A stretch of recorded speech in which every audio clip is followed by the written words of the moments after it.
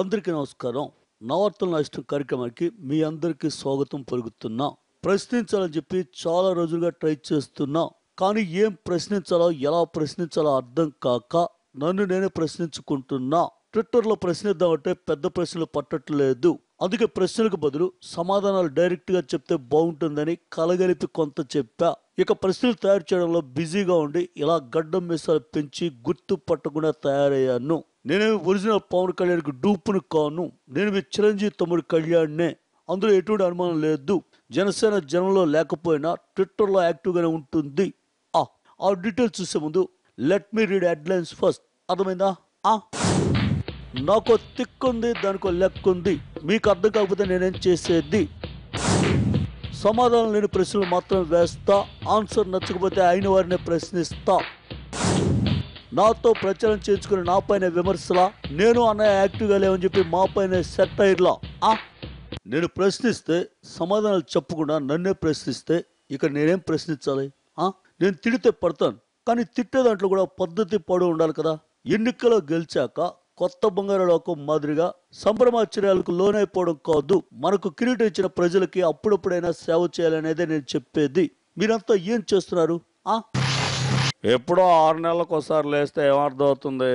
నేను పాలస్తీనా ఇజ్రాయెల్ డిబేట్లో పాల్గొన్నా. ఆ విషయం మీకు తెలుసా?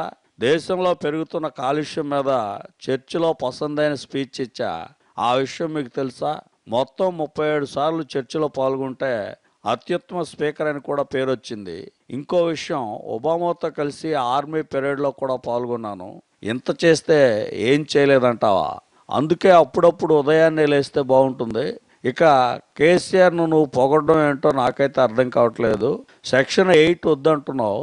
అసలు నువ్వు ఆంధ్రవాడువేనా అని చెప్పి నాకు అనుమానంగా కూడా ఉంది. చూడండి, నాకు ఇంకా తిక్కలేపొద్దు. నేను జనంలో లేను కాబట్టి మీరంతా అక్కడ ఉన్నారు. నేను జనంలోకి వస్తే అసలు మీరంతా ఏమవుతారనేదే నా బాధ. ఇక నేను కేసీఆర్ని తిట్టలేదని నన్ను తిడుతున్నారా? నన్ను తిడితే ఏపీకి స్పెషల్ స్టేటస్ రాదు కదా, కనీసం నీకు ఆయాసం కూడా రాదు.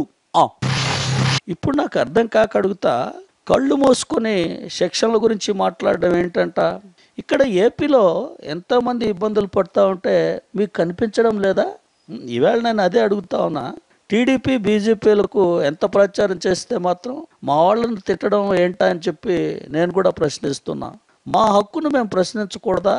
లేకుంటే ప్రశ్నించడం మీకే తెలుసా?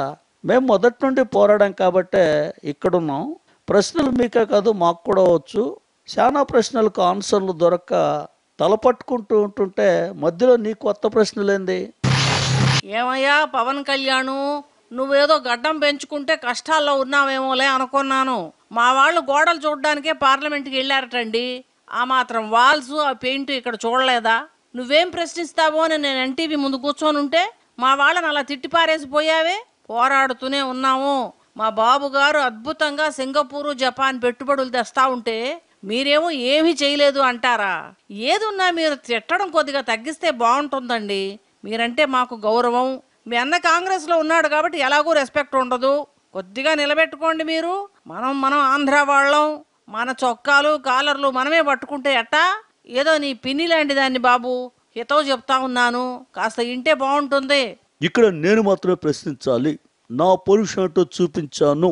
గెలిచిన వాళ్ళు పౌరుషం ఢిల్లీలో చూపించాలి. అప్పుడే ప్రజలకు న్యాయం జరుగుతుంది.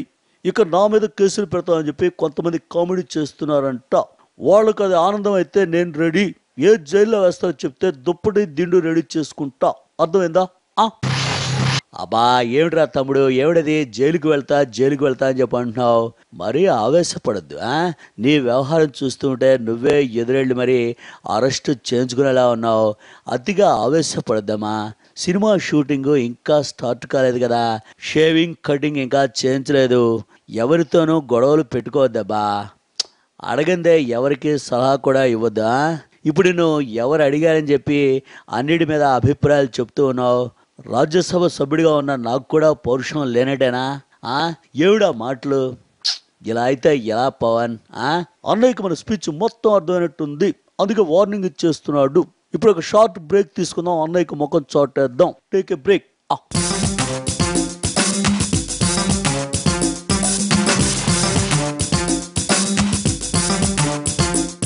వెల్కమ్ బ్యాక్ టు నా వార్తలు నా ఇష్టం. మన స్పీచ్ మీద 2 రాష్ట్రాల్లోనూ విమర్శలు వస్తూ ఉన్నాయి. అందరినీ పొగడానికి నేనేం డబ్బా రాయని కాదు, మంచిని మంచి అంటా లేకుంటే ప్రశ్నిస్తా, అంతేకాని అందరినీ ఆహా ఓహో అని చెప్పి అనడం నా వల్ల కాదు. అరే ఏంటా అదే నీ స్పీచ్ ఏందో నాకైతే అర్థమైతలే. ఇక నువ్వు మమ్మల్ని పొగుడుతున్నావా తెగుడుతున్నావా నాకు కూడా సమజైతలే. ఇక నా హోమ్ మినిస్టర్లో ఏలుగిట్లా పెట్టినావు కాబట్టి ఏడకొచ్చిన సెక్షన్లు గిక్షన్లు వద్దాను మంచిగానే ఉన్నది. కానీ మా కేసీఆర్ అన్నాను పొగిడినట్లు పొగిడే తిడుతున్నావు ఏంద్రబాయ్. పొగిడితే పొగుడు ఎవడొద్దన్నాడు, అంతేగానే అర్థం కాకుండా మాట్లాడితే మేమేం కావాలా? నీ స్పీచ్లో ఏమున్నదేందో తెల్లారి పేపర్లో చదివితే గానే మాకిట్లా అర్థం కాలే, అంతగానో అన్యాయంగా మాట్లాడేందే. అవునరా నాయన, ప్రశ్నిస్తానని చెప్పి ఏదేదో చెప్పినవేంద్ర బాబు. నన్ను తిట్టేదందుకు నువ్వు ప్రెస్ మీట్లు గిట్లా పెట్టినావు గాని సమస్యల మీద మాట్లాడినట్లయితే లేదు.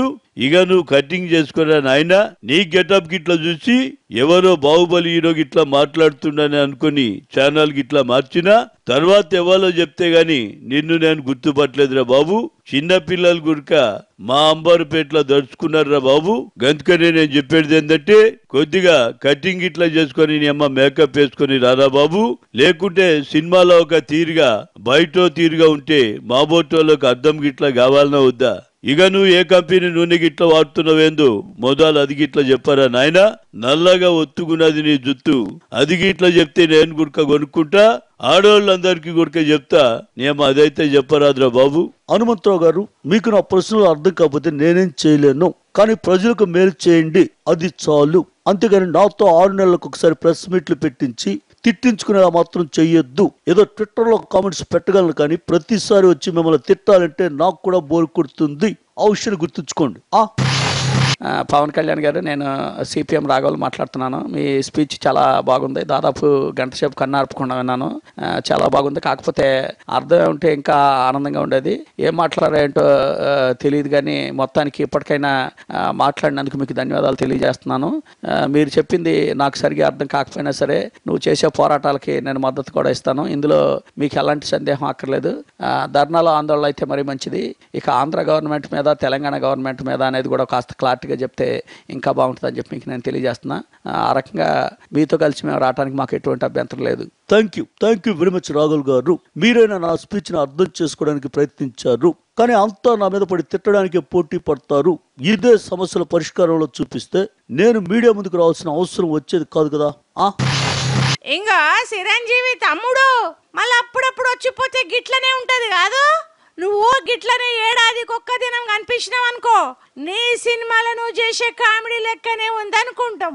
అస్తే మా జనంలోకి రామల్లా మా ఇంటికి గిట్ల వచ్చినావనుకో, పిలిచి ఆరతిచ్చి బొట్టు పెడతా. ఇక లేకుంటే నువ్వు కూడా మీ అన్న లెక్కనే కామెడీ హీరో అయిపోతావు నాయనో. ఏదున్నా గాని మొన్ననైతే మంచిగానే మాట్లాడినావు కాదు. ఏంటంటే మీద అప్పుడప్పుడు వచ్చి తిట్టిపోతూ ఉన్నది మా పాత పార్టీని, మరి వైసీపీని మాత్రం ఏదో ఒకటి అనేవారు. మరి అవతల పార్టీ వాళ్ళని తిట్టాలంటే మాత్రం మాకు మొత్తంగా తిడతారు ఏంటండి. మరి ఇదేనా మీ ప్రశ్న? క్లారిటీ లేని క్వశ్చన్లు వేస్తే అయితే మరి ఎగిపోతే ఏంటండి నాకు తెలియగలిగితే. వీళ్ళందరికీ సమాధానం ఘాటుగా చెప్పాలంటే మరో ప్రెస్ మీట్ పెట్టాల్సిందే. మరోసారి వచ్చేటప్పుడు ఫ్రెష్ లుక్తో వస్తా. జై మన ప్రశ్నించే తత్వం, జై మన చొక్కా పట్టుకునే లక్ష్యం.